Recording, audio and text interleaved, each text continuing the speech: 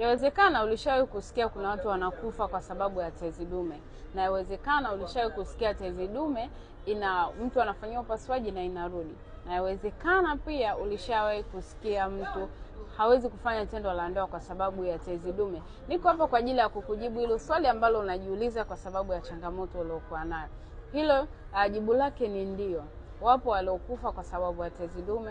Wapo ambao wanashindwa kufanya tendo la ndoa kwa sababu ya tezi dume, na wapo pia ambao wamefanyiwa upasuaji na tezi dume ikajirudia. Ni kitu cha wazi na kinatokea katika jamii ya leo kulingana na lifestyle, lakini pia kulingana na tiba ambazo watu wamekuwa wakipata.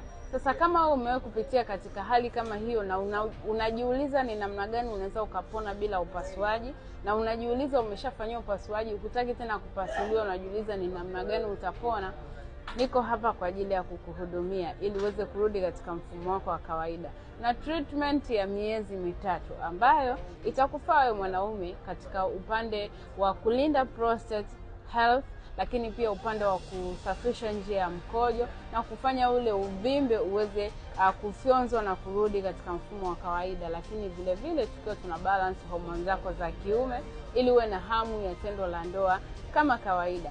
Share hii video wengi natamani iwafikie ili tuweze kuwasaidia mamilioni ya wanaume wengi ambao wameteseka na changamoto hiyo kwa muda mrefu. Afya ni mtaji.